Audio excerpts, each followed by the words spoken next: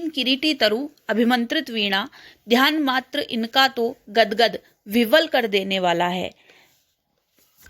कवि कहते हैं कि ये जो प्राचीनी किरीटी तरु है और अभिमंत्रित वीणा है, इसका तो ध्यान मात्र ही विव्वल और गदगद कर देने वाला है।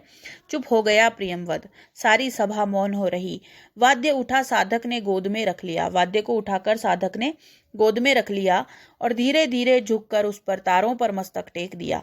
धीरे धीरे उस पर झुककर उसके तारों पर मस्तक अपना टेक दिया। सभा चकित थी। अरे क्या प्रियंवद क्या सोता है?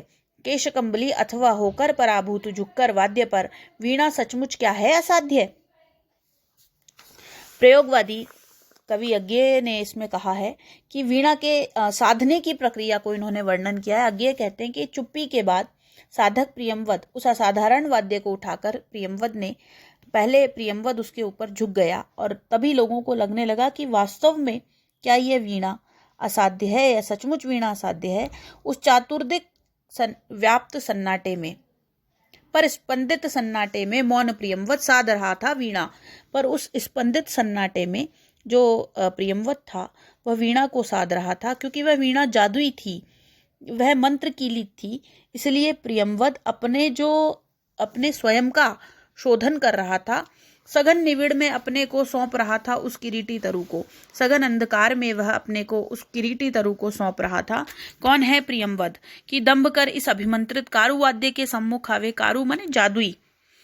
कि कौन है प्रियंवद? आखिर क्या अस्तित्व है प्रियंवद का? प्रियंवद क्या है जो इस अभिमंत्रित कारू वाद्य के सम्मुख आवे? कौन बजावे, कौन बजाए?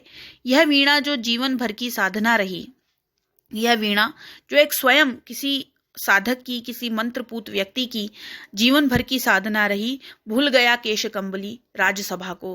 केशकंबली जो था, जो प्रियंवद था, वह राजसभा को भूल गया। वह अपने सन्नाटे में व्याकुल आकुल हो गया और वह राजसभा को भूल गया। कंबल पर अभिमंत्रित एक अकेलेपन में डूब गया था। कंबल पर अभिमंत्रित वह प्रियंवद एक अकेलेपन में डूब गया था, जिसमें साक्षी के आगे था जीवित वही किरीटी तरु।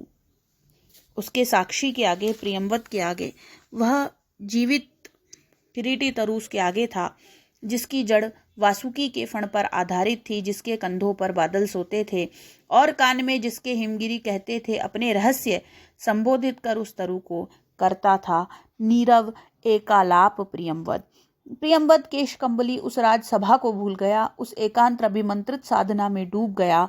उसके समक्ष साक्षी रूप में वही किरीटी तरु जैसे जीवित खड़ा था, जिसकी जड़ें वासुकी के फण पर आधारित थी, जिसके कंधों पर बादल सोते थे और हिमशिखर जिसके कानों में रहस्य कथाएं कहते थे। उस पवित्र प्राचीन वृक्ष का ध्यान कर प्रियंवद उसके साथ नीरव एकालाप यानी के स्वकथन में डूब गया। ओ विशाल तरु, शत सहस्त्र पल्लव पतझरों ने जिसका नित्य रूप संवारा। प्रियंवद वीणा को साधते हुए विशाल किरीटी तरु की वंदना करते हुए कहता है, ओ विशाल वृक्षराज, तुमने हजारों बसंतों से इसका पल्लवन किया है और पतझरों ने तुम्हें नया रूप दिया है। न जाने कितनी बरसातों और तारागणों ने तुम्हारी आरतियां जुगनुओं से उतारी। कितने खद्योतों ने माने जुगनुओं ने तुम्हारी आरती उतारी। दिन भौरे कर गए गुंजरित, रातों में झिल्ली ने अनथक मंगल गान सुनाए। तुम्हें दिन में भौरों ने गुंजार किया, लेकिन रातों में, है ना, तुम्हारे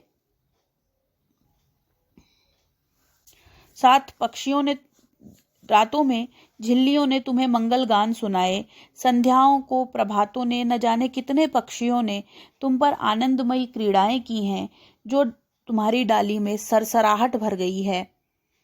सांझ सवेरे अनगिन अनचीन्हे खगकुल की मोद भरी क्रीड़ा काकली डाली डाली को कपा गई। संध्याओं में प्रभातों ने, न जाने कितने पक्षियों ने तुम पर आनंदमयी क्रीड़ा की है, जो तुम्हारी डाली डाली में सरसराहट भर गई। हे दीर्घकाय, ओ पूरे झारखंड के अग्रज, तात सखा गुरु आश्रय। हे दीर्घकाया के स्वामी, तुम तो पूरे झारखंड वन प्रांतर के स्वामी हो, अग्रज हो, तात हो, मित्र हो, गुरु हो। तुम शरणदायी हो, त्राता महाच्छाय। ओ व्याकुल मुखरित वन ध्वनियों के वृंदगान के मूर्त रूप, तुम शरणदायी हो, रक्षक हो, महान छाया के प्रदाता हो, वन प्रांतर के स्वामी हो, तुम वन्य जीव की मुखरित ध्वनियों के वृंदगान हो। मैं तुम्हें सुनना चाहता हूँ, तुझे सुनूं, देखूं, ध्याऊं, अनिमेष, स्तब्ध, संयत, संयुत, निर्वाक। मैं तुम्हें सुनना चाहता हूँ, देखना चाहता हूँ, तुम्हारा ध्यान करना चाहता हूँ, निर्निमेष होकर, स्तब्ध होकर, संयत होकर। मैं तुम्हें स्पर्श करने का साहस पा सकूं। तुम्हारी काया को छेद कर मंत्रपूत जिस वीणा की रचना की गई है, उसके तारों पर हाथ किस प्रकार स्पर्शाघात करे। स्वरों में संगीत को जो सदियों तक सिंचित रहा है, मैं कराघात से सींचना चाहता हूँ, जिसकी रचना में न जाने कितने प्राण स्पंदित हो सके हैं। कहाँ साहस कि मैं तुझे पा सकूं, कहाँ साहस कि मैं तुझे पा सकूं।